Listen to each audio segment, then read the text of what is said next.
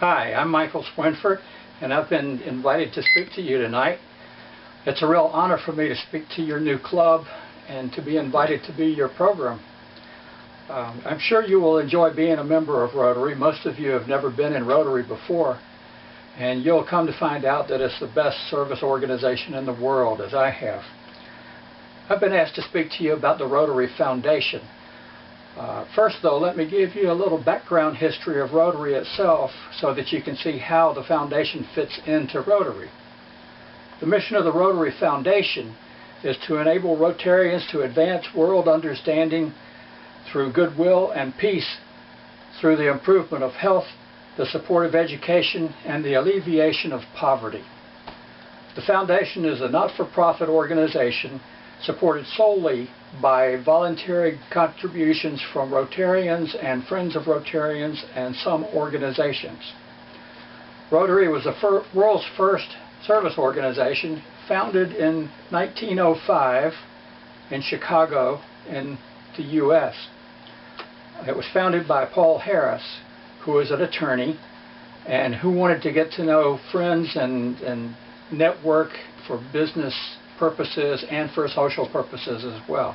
So he formed a small group, and they called it the Rotary Club because they rotated their meetings from one office to another. Rotary became popular, it grew and spread, and had clubs in San Francisco, and then in Canada, and then overseas. And by 1921, there were Rotary clubs in 6 continents. Now we have Rotary clubs on all 7 continents, so we really are international and worldwide. By 1925, Rotary had grown to more than 2,000 clubs and a little more than 100,000 members, so you can see how popular it was and how quickly it grew. In 1932, Rotary President Herb Taylor created the 4-way test, which is an ethics test that we ask ourselves about things that we think and do. Is it the truth? Is it fair to all concerned? Will it build goodwill and better friendships? And will it be beneficial to all concerned? Most Rotary clubs recite that at their meeting each week. So I figured that in the 30 years that I've been in Rotary, I've recited it several thousand times, because there are a number of times that I've been to more than one meeting in a week. In 1989, the organization began to admit women for the first time, and they've been a terrific addition to our membership. Today, there are 1.2 million Rotarians in 32,000 clubs in over 200 countries and territories all around the world. Back to the foundation now. In 1917, Rotary President Arch Klumpf, how's that for a name? Arch Klumpf, proposed that an endowment fund be set up for the purpose of doing good in the world. And that's what the foundation is.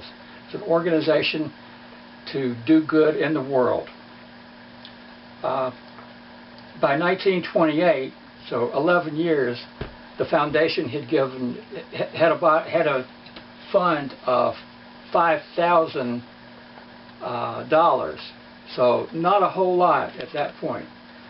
But the contributions really picked up in 1947 when Paul Harris died, and there was a Paul Harris Memorial Fund set up within the foundation.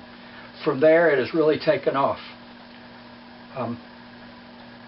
By the end of the century, 2000, more than $1 billion had been contributed to the foundation, and almost 270 million was donated in 1909 and 1910 alone. 2009 and 2010 alone. To date, more than 1 million individuals have been recognized as Paul Harris Fellows. Paul Harris Fellows are people who have had $1,000 contributed in their name to the foundation. Such strong support and Rotary involvement worldwide ensures the secure funding of the Rotary Foundation forever. There are a number of ways that you can contribute to make good things happen throughout the world. And if I were to tell you all of them and all the programs that the foundation does, it would take the rest of the week. So I'm going to give you some examples of things that we do every day and all the time with the foundation. First of all, fighting hunger. Hunger, as you know, is a serious problem all around the world, and it's really serious in terms of the children that die every year. More than 20 million children die every year from hunger and from other causes. So we have been especially involved with hunger programs and working with children. Reducing child mortality has been high on our agenda for the past several years. Second to hunger is sanitation. Sanitation and clean water is a serious problem in many places throughout the world, as you know. And thirdly, there is the problem of having clean water to drink. Those are the top three problems with child mortality: hunger, sanitation, and clean water. More than 1.8 million children died last year just from having diarrhea for unsanitary conditions. Next, promoting peace and conflict resolution. Rotary Foundation has a number of problems that are dealing in this area, and I'll name some of those in a minute. But Rotary Foundation has sponsored world peace and conflict resolution programs for about the past 50 years now. Basic education and literacy. As you know, Rotary sponsors schools and equipment for schools, books, all kinds of things for education for children and fighting literacy. If a person is illiterate, they can't get a job, or they can't get a decent job. So literacy is a key element to getting people out of poverty. Eradicating polio. I'm sure you've heard about polio eradication.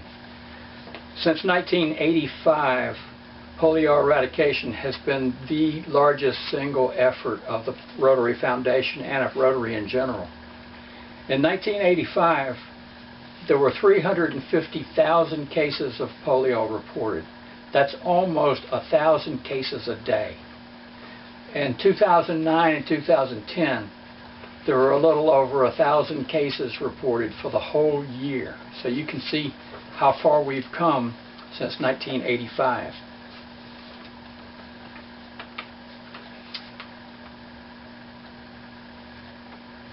If you don't know, polio is a crippling and potentially fatal disease. It's a disease that if you catch it, you may be paralyzed within the first 24 hours. What Rotary has done is inoculate and vaccinate children from all over the world. When we first started, there was polio in 150 countries around the world. Now we're down to the last 4 countries. You may know that India is one of the 4, along with Afghanistan, Pakistan, and Nigeria. From what I hear at Rotary meetings and conferences that I've been to, India will be the next country to eradicate polio. Then we'll be down to 3. So we're almost there, but not quite. And the last 3 countries are really tough. So we're working on that all the time. Let me tell you a little bit about funding. You may have heard of the polio challenge, the $200,000 challenge that Bill Gates has issued to Rotary through the Bill and Melinda Gates Foundation. Bill Gates has contributed $200 million toward a matching program for Rotarians. We Rotarians have to come up with $200 million to get his $200 million. Actually, Gates has given us $355 million, so he's done a lot more than that already. And most people don't know it, but he's already given the $200 million. So he has really given $555 million to Rotary. Most of that has gone to purchasing and delivering vaccines all around the world. So that's been a tremendous help, and it's come a long way. That program started in 2009, and we're supposed to meet our goal by 2012. Right now, we already have $178 million. So just a little bit more and we'll be there to our $200 million goal. I'm sure we'll make it. I've got a lot of facts and figures for you, and frankly it's a little bit boring, so it's in my speech that you have a copy of. I'll tell you some of the things. The polio eradication, Polio Plus program has already collected more than $1 billion. That money has gone toward mostly buying vaccines. For 60 cents we can vaccinate a child forever. But if we drop the ball now, if we don't finish, polio will spread like it used to be, back to other countries all around the world. Health, Hunger, and Humanity grants, that's where hunger and clean water and sanitation go, have accounted for $88 million in the past 30 years. Matching grants, there are large matching grants to the tune of $200,000 and above, and then there are many small matching grants that your club can apply for, where your club, along with another club and possibly a third or fourth club in different countries, work together, pool their resources, and then the Rotary Foundation will match the amount that they raise. Most of the funds that we raise are through personal donations and fundraising programs that the individual clubs have. There are Rotary Peace Fellowships where scholars are selected to go to college to a graduate program in a Rotary Peace Center. We have 6 peace centers around the world, and every year we send 60 scholars to the program.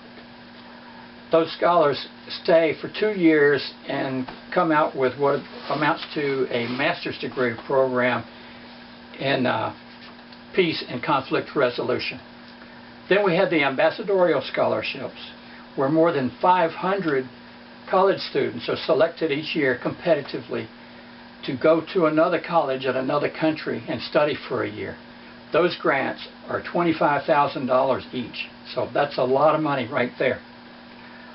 We also have grants for university teachers to go to another country and teach in that country. My favorite program is the Group Study Exchange, where we send a Rotarian team leader and 4 or sometimes 5 young professionals between the age of 25 and 35 who go to another country, learn about the country and the people and the culture, and learn about how their own job is done in that country, come back with new ideas. I was a team leader in that program, and I took a small team to Switzerland, which was the thrill of my life. It was a wonderful program.